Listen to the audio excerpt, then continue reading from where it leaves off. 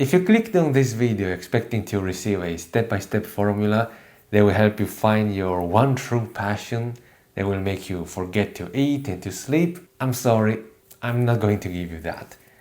Because, to be honest, I don't think that's what most people actually need. Instead, I'm going to share 3 ideas that completely changed how I think about passion, and that might just help you save years of frustration.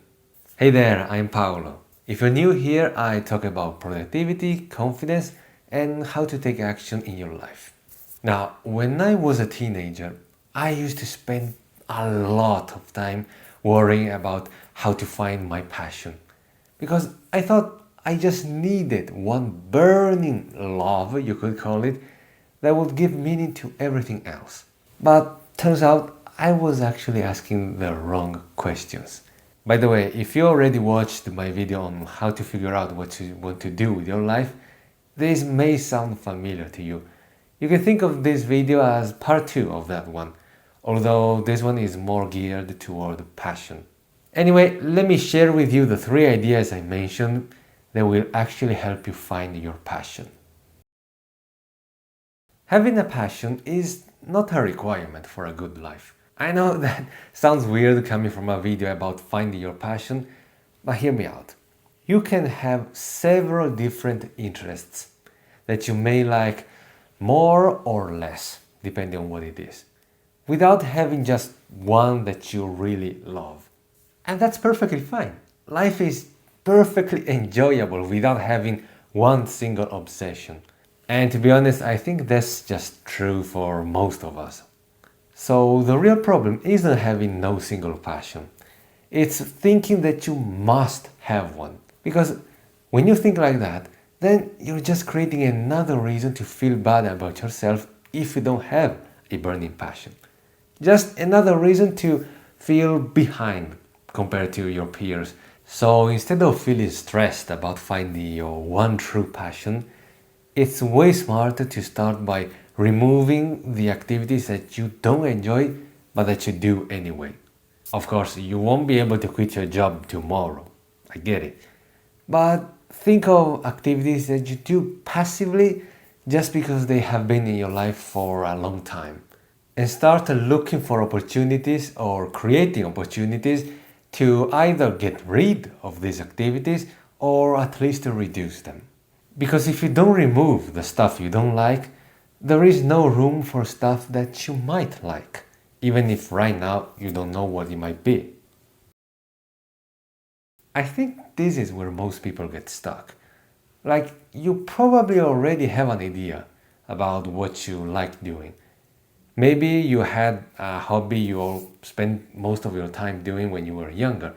But then when you grew up, you saw people quit their hobbies and passions in favor of making adulthood unnecessarily miserable. And then you followed suit. So even though you used to spend time with your hobbies without worrying about whether or not they could generate money, you became convinced, just like many other people, that a passion is only worth pursuing if you can make a career out of it or at least monetize it. So because of this, many people decide to fall back on the quote that you must have heard, which is, find a job you love and you'll never work a day in your life. But as you might have realized, that's not entirely true. No matter how passionate you might be about a job, you're never going to love every part of it. But then again, that's not the worst, right? I mean, you may not enjoy your job all the time, but if you enjoy it most of the time, it's not so bad.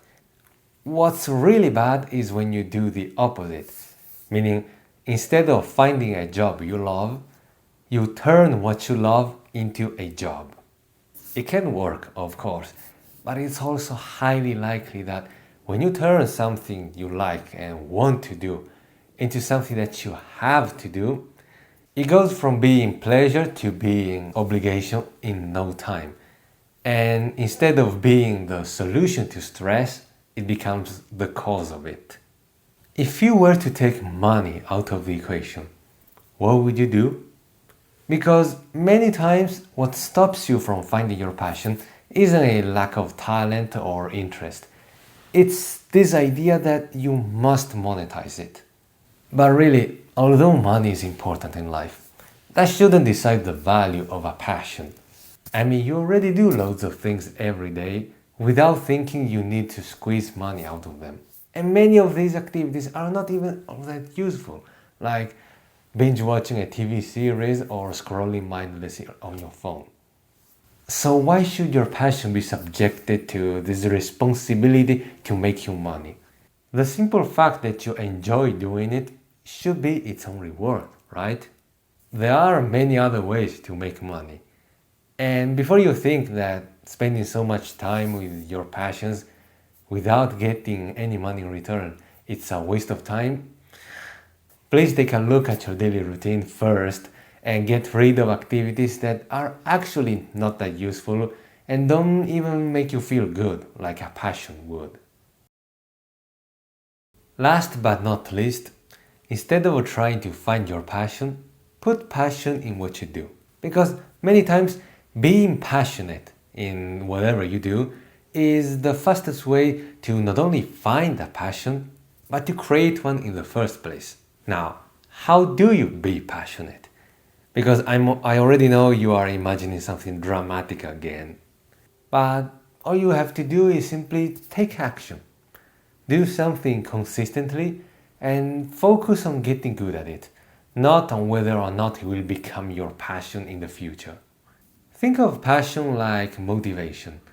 It's a feeling that comes usually, actually most of the time, after you take action, not before.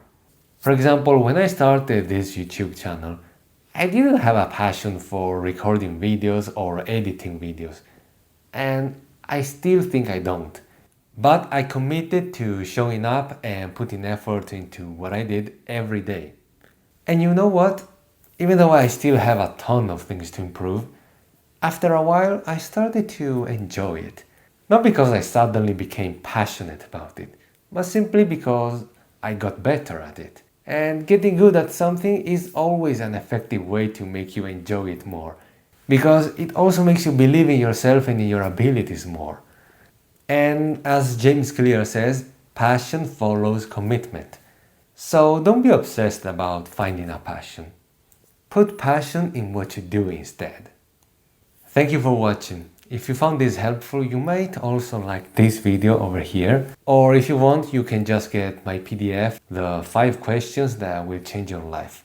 I don't mean to brag, but these simple questions can really help you understand yourself better and help you build the confidence you need to change your life. Anyway, thanks again for watching, and I'll see you in the next one. Bye!